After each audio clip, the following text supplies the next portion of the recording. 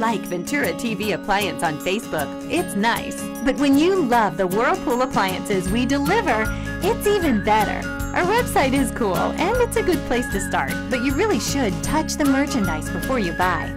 Touch the new Whirlpool Ice Collection. It offers a modern style made to create an inspiring kitchen experience. Save big on this Whirlpool Black Ice or White Ice kitchen. Come in to Ventura TV Appliance and touch the merchandise today. Hi, I'm John Malos. Welcome to this live edition of Connect with Me on the showroom floor at Ventura TV on this day. And today we celebrate the 70th anniversary of the D-Day invasion when the U.S. Allied troops stormed the beaches in Normandy. We have a World War II veteran in our studio today. You might want to call in. 436-MeTV, option 11. Do call in. Do turn down the sound. Back in a moment.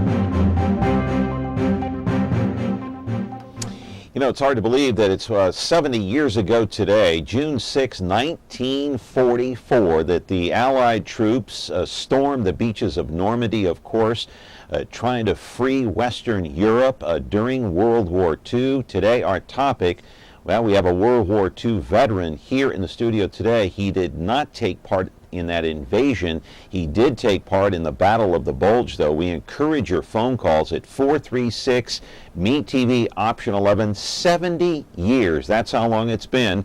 And at this time, 70 years ago, the invasion had already occurred. Let's go to the videotape. We'll show you what it looked like back then. And I'll tell you what, this planning, I'll tell you, it took place a year earlier, thus ended up being the largest seaborne invasion in history. This was just the beginning of the crackdown, though, on the German occupation, the German soldiers who had occupied Western Europe. Obviously, it was a huge success that led to the restoration of the French Republic and was a major factor in the U.S. victory in World War II. But it came at a high cost. More than 24,000 U.S., British, and Canadian airborne troops landed shortly after midnight, began storming the beaches in France around 6:30 in the morning. The coast, of course, divided into 5 different sectors: Omaha, Utah, Gold, Juneau, and Sword Beach. But the Allied troops came under heavy attack, and thus there were heavy casualties, the highest number occurring at Omaha Beach, thanks to those high cliffs, as we all know. Allied casualties on that day, 12,000. The number confirmed dead, 4,414. We owe these people, these troops that survived, a debt of gratitude, because without them, we may not be living in a free society today. Live in our studio now is Cal Sorensen, a World War II veteran who missed the D-Day invasion but fought in the Battle of the Bulge. That came just a few months later in the war. We'll talk to him about that and much more. And you can call in and join our program with some questions and ask Cal any questions you'd like. 436-MeTV, option 11. We celebrate and honor those who survived that invasion and World War II. Back with our program in just a moment. When you're looking for KitchenAid innovation and quality, who has the answers, the selection, the price? Ventura TV Appliance. With billions in nationwide appliance buying power, more than Home Depot and Best Buy combined, we'll help you save. Our low prices on Energy Star qualified KitchenAid appliances save you energy and money, and pay no interest on select models when paid in full within 12 months. Ventura TV Appliance, serving you since 1951. They've often been called, of course, the greatest generation. Tom Brokaw wrote that book many, many years ago, and still one of the best sellers today. I know a lot of people that have read it. I've read it too a couple of times.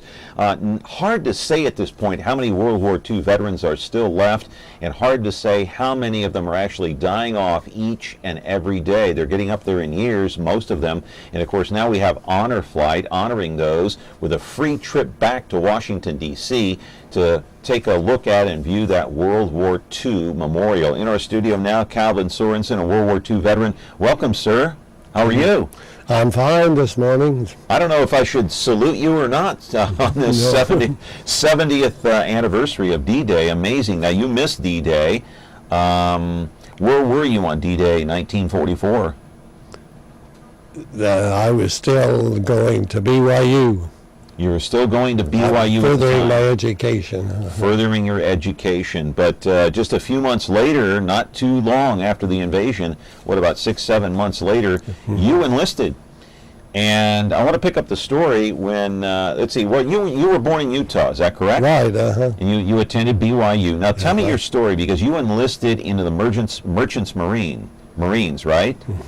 And you were in Los Angeles ready to go, and then you got a phone call. What happened? Pick up the story. I got a phone call from the Manti, Utah draft board, and they said, you are to be drafted into the Army. And I said, I'm in here right now with a pen in my hand ready to sign my name in the Merchant Marines. And they said, sorry, you're already with Uncle Sam. So you were just moments away from signing, right? Just seconds. Seconds away. Seconds away.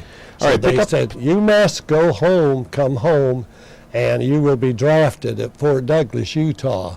So I left my friend, Bruce Irons, there, who did go into the Merchant Marines, and I bummed my ride home on a produce truck to Salt Lake and then down to Moroni, and subsequently got into Fort Douglas, and they drafted me into the infantry, and I went to Texas. To train at Camp Walters. How long were you there? I was there 17 weeks taking training for infantry, village fighting, and paratroop training.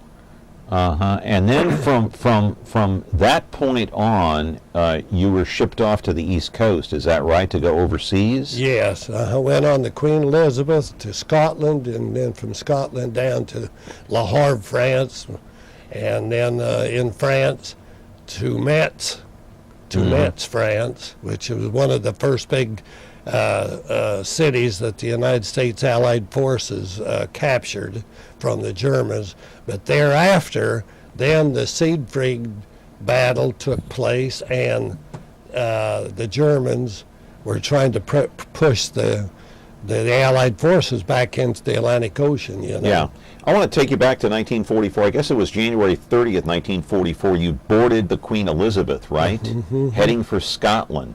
There were, what, 22,000 troops on board, including yourself. Tell us about that ride over. How long did it take, and what was the atmosphere like? Well, did you realize at that time what you were getting into? No, I had no idea what it was going to be like. It was, the Queen Elizabeth was one of the fastest ships on the ocean, and she didn't have to go in a convoy. She went by herself because she could outrun the submarines. And there was a submarine that took chase on us, but it gave up. And it only took 4 days before we were in Scotland. And then we disembarked and got on the train and went down through Scotland and to Le Havre, across the channel in a 26 ship convoy, and then we marched 26 miles up into the mountains, and that was a staging replacement area. That's once you landed in Scotland. And that's where I then at the 70th. Well, I was placed into the 70th Division.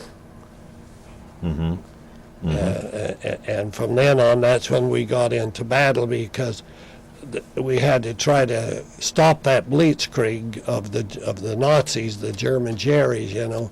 They were trying to push us back into the Atlantic Ocean. And so we got into combat, and my first combat took place in Grossbledersdorf, a small village in the Saarland Basin. And the 70th Division occupied and took all of the Saarland Basin. Right. Now, you were part of the 70th Division, part of the U.S. Army. In the 275th Infantry Regiment. All right. I want to put a picture up of you in your uniform, and that's you back in 1944. Just look up there, Cal. Yeah. That's you. How old were you there? I'm 19. About 19 years old. And we have another photo. There you are, right? Is that before you enlisted, or is that just shortly after? Just after. Just after? Uh-huh. Okay. All right. I did have a stripe on my arm, see? Yeah. Yeah, I see. I see. And we have some other pictures here that we want to show, too. We can put those up on the screen now. Do we have any other photos? No? No, we don't. Okay. How about some of the awards and some of the medals that you've won? I want to pick up your story in just a bit, but I want to show some of this right now. This is at your home, and look at that uniform. That dates back to 1944, of course, and you're, what, 88 years young, and that uniform still fits, including the trousers. Yes. It's amazing. Now, what are you showing us here inside your home? Well, these are all different. The medals are up farther, but these are all from France. Most of these came from France. I see. And they are signed by the important people in France that were thankful for our occupation there and for. Tell us about some of the medals that you have up there framed, because we can't see them too well, but we see that there are many of them. Yeah, there's a lot of them. Well, of course, the red one is the 70th Division insignia, and then the others are just they're combat medals for taking different areas of the Saarland Basin. Mm-hmm. Mm-hmm. And I see a couple of patches there as well. And what do those represent? They're all mostly French citations. I see. Yes. I see. That's quite a collection that you have there. So you talked about the first time that you went into battle, and you talked about Siegfried, of course, a little bit about that. Now, what was the most devastating part about being in battle? You told me over the phone that you were picking up bodies, not only of American soldiers, but of German soldiers, too. Where did that take place, and what month and what year was that? That was in February, about February the 20th, 19th and the 20th. And, 1945, right? That's just before we went into Grossbledersdorf, which was the first battle that we went into. So we also went on guard at night on the intersections because the Germans had put on American uniforms. Where did this take place that you were picking up these bodies? That was in it's in Germany. It's in the Saarland Basin, and it's before the big city of Saarbrücken, which is the Queen City of. What was your responsibility at that time? Picking up the bodies and doing what with them? Burying the bodies? No, we put them in a truck and they took them down to the regimental headquarters, and then they disposed of them and they finally wind up in the cemeteries. I see. Yeah. I see. All right, we're talking with Cal Sorensen. He is a World War II veteran, served overseas, fought in the Battle of the Bulge, saw a lot of ground. Obviously fighting during the war in 1945. Today, the 70th anniversary of the invasion of Normandy. He did not take part in that, but we encourage your phone calls because we're live here, 436 MeTV, option 11. We're back in just a moment. Frigidaire. We introduced the first home freezer, the first pulsator agitator washer, and now we introduce the Frigidaire Orbit Clean dishwasher, designed with a unique wash arm that gives you 4 times more water coverage for a consistently better clean. Frigidaire, over 90 years of legendary innovation. See the full line of Frigidaire appliances at Ventura TV Electronics and Appliances. When you're looking for KitchenAid innovation and quality, who has the answers, the selection, the price? Ventura TV Appliance. With billions in nationwide appliance buying power, more than Home Depot and Best Buy combined, we'll help you save. Our low prices on Energy Star qualified KitchenAid appliances save you energy and money and pay no interest on select models when paid in full within 12 months. Ventura TV Appliance, serving you since 1951.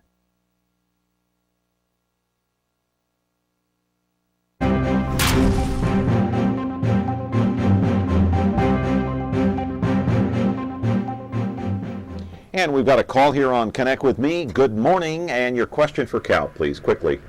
Well, I read the Brokaw book, and I was sort of puzzled.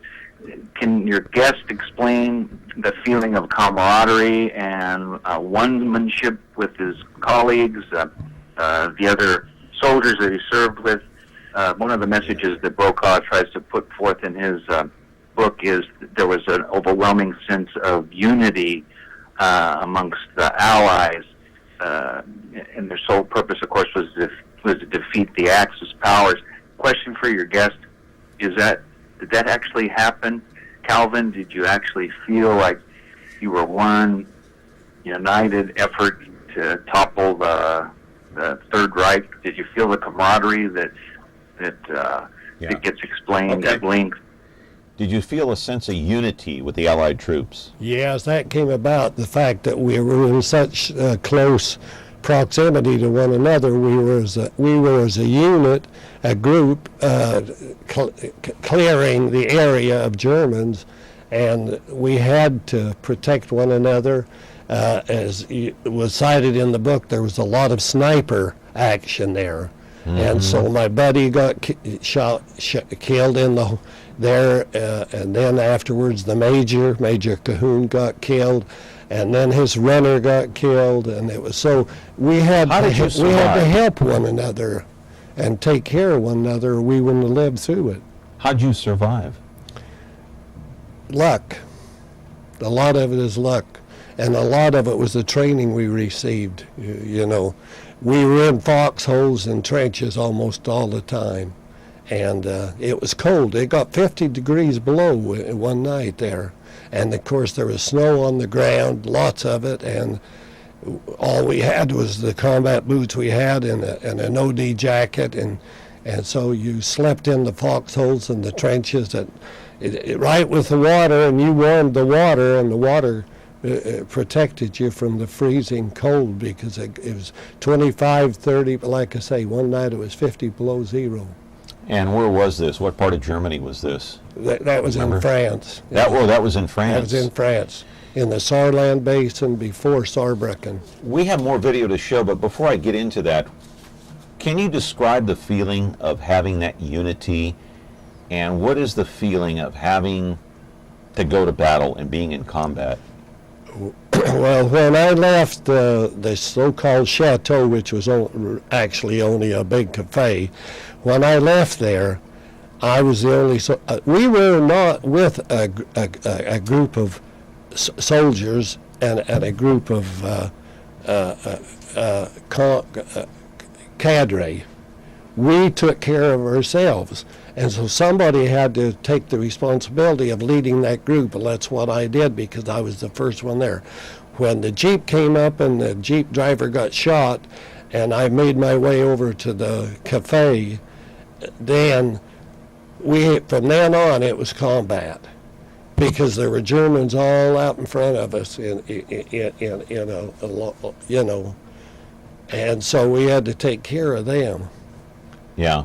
We got immediately right into combat right then. What's that feeling like? What did that feel like? Well, especially when your buddies get shot and they're killed, and a major gets shot, and a man gets shot in the forehead, and somebody's got to start doing something. And that's what happened. Then a big German Tiger Cap tank came up the path, knocked out our United States AT gun, and Harry Durkee got his head shot off, partly scalped off, and so it was close combat from then on. We had to just push those Germans right off the off called Spickran Heights. Yeah. Well, this was wholly soiled to that was wholly soiled to the Nazi group. Okay, hold that book up just for a moment. We're going to roll the videotape and show that this is a biography that Calvin wrote. Look at that. That's amazing. His experience in the war, World War II. We do have a piece of videotape. Let's roll that now. And there it is right there. Move right up there, Cal. Go ahead. And tell us about the book and when you started writing it, and specifically, what do you talk about in the book in terms of the war? Well, I detailed it all. I started writing it immediately in a little small diary. You're not supposed to keep a diary on you, but I did. I kept a little diary, and I would enter it in that. And when I got home, this book actually came from a little about 5x7 diary that I kept all the time. So during the war. During the war, so that I did have good notes. Why did you have I mean, with everything going on around you and the fighting and the battles and the cold and the elements, how did you have the frame of mind to keep a diary? Because I knew that when I got home, a lot of it I would forget, and I didn't want to forget it. I wanted to have something that I could go to that was tangible. So I kept the little old book and kept it with me at all times. And another piece of videotape that we're going to show here, and I want to ask you, you went on the most recent flight, the honor flight that went back to Washington, D.C. Now, when was that? Just about a couple of months ago, That's right? about a month and a half ago. Month and a half ago. First time back there to see that memorial? That was my first one, yes. All right, roll a videotape as we're talking about this. This is, you have a cap and map. Go ahead and roll the tape. Hello. Earth to Aura. What are we looking at here, Cal? Cal, go ahead and look it up on that monitor there, and what are we looking at? Oh, that's a map. That's a map of from where I went in my combat. Okay. Okay, so you're basically showing the map as to where you were during combat duty, right? And it starts down in the lower right corner and works its way right up to the top of the big city of Saarbrücken. Okay, all right, got a phone call here. Good morning, you're on Connect with me with Calvin Sorensen. What's your question, please? Hi, my name's Kathleen Dowling, and I wanted to thank him for his service, and I wanted to say that my godfather, Paul Dowling, was on the beaches of Normandy on D-Day. Mm-hmm. His descriptions of it are pretty awful. He said that they had to go back the next day and cut the backpacks off the men and took them over to get food and supplies. And he said originally the original plan was to have all the photographers hit the beach first and then the men. Mm-hmm. And he said it would have just been a slaughter. And somebody rethought the idea and had the men go first and the photographers come second. And he has pictures of the landing of D-Day that a lot of other people don't have that are pretty unusual. And one of his nephews from my aunt's side of the family did a whole interview of him of D-Day, and he won second place in a national competition, and apparently the pictures and the interview went all over the United States to different museums. So your I'm grandfather... This man is still here, and I think it's wonderful what he and the other men did to preserve our country and other countries. So thank you so much. Your grandfather was part of the Normandy invasion. Was he a photographer? No, my godfather. No, he was just one of the men on the beach. He was one of the men that hit the beach. I see. And his brother, my dad, was in England and in Italy. Is your godfather still alive? Is he still here? No, he passed away 2 years ago. Okay. But his words and his pictures still exist. Yeah, so quite vivid, the memories, I'm sure. Something you just can't, you won't ever forget. I appreciate the call very much. And, I want to go back to some of the videotape that we showed earlier. Actually, this is the air assault. And, of course, the beaches of Normandy, as the Allied troops stormed the beaches, they didn't know what lied ahead. This is some of the aerial footage here. Cal, you feel fortunate you didn't have to take part in this? You were in Utah when this took place. That's right. Mm-hmm. Yeah, I was fortunate, but there again, the thing that I feel I was more fortunate than anything is the fact the snipers. Where I was, there was all these snipers, and they were picking us off, and it was all mostly where they shot you right through the head. And one of those snipers was actually hid in a tank, which was the United States tank that got knocked out right in front of us, as close as I am to him. And there was a Jerry, there was a German hid in that tank that was picking us off. I see. And besides others. Mm-hmm. And so when you're in combat that close, then the German tank came up the path and knocked out the anti-tank gun, and there's only one man that survived that out of 4 or 5 of them that brought that gun up, and he got his hip blown off, and so we had to take him out. We had to take the major out. We had to take his runner out.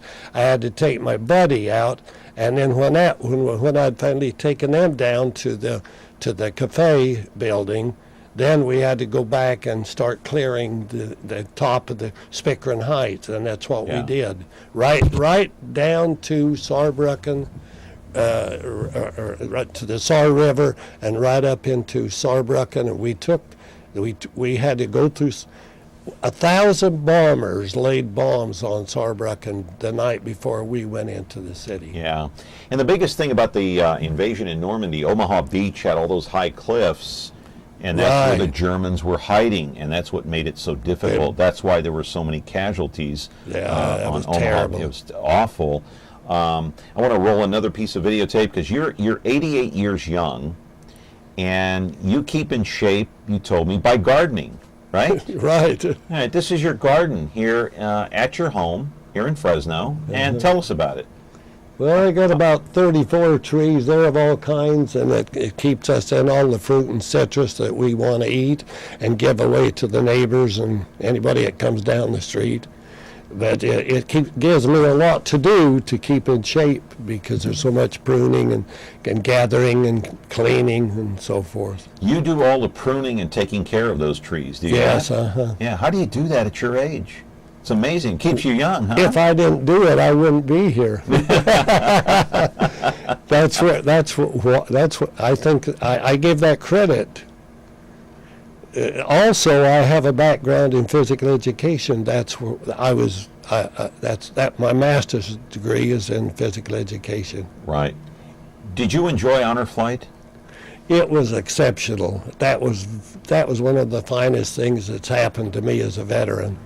It was so well done by Al Perry and his contingent, and when we got back there, even though it was raining, those 3 buses took us around, and we got to see all of those different memorials that mean so much to us. And when I finally saw 4,400 graves are there. 4,400 graves are all there in a row, and that brought back a lot of memories to me. And yeah, you went to Arlington National Cemetery, right? Yes. And you saw those white stones, the grave sites. What went through your mind? Well, I'm lucky. I was one of the lucky ones, that's all. Yeah. Well, Calvin, we appreciate your service to your country, and it's an honor meeting you, sir. Well, it's an honor to come here. This is exceptional. Thanks for serving, and thanks for saving us from the Germans. I appreciate it. Yeah, thank you. All right, Calvin Sorensen, a World War II veteran, here on Connect with Me as we celebrate today and stop for a moment and pause during this day to honor those who fell before us trying to defend our country and our freedom on D-Day, June 6, 1944. We're going to be back with another edition of Connect with Me on Monday. It'll be Dennis Hart. Have a great weekend, everybody. See you then.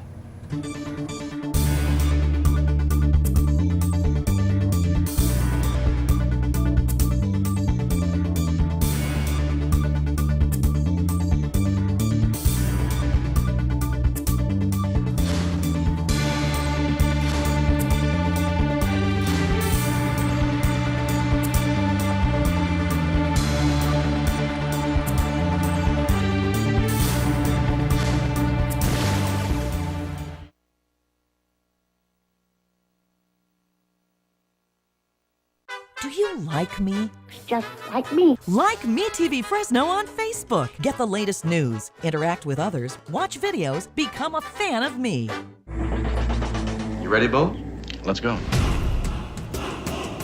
Dr. Shields activated, Mrs. Sullivan. Automatic, sir. And we're pushing to the limit. Situation critical. Base of action. Can't break loose.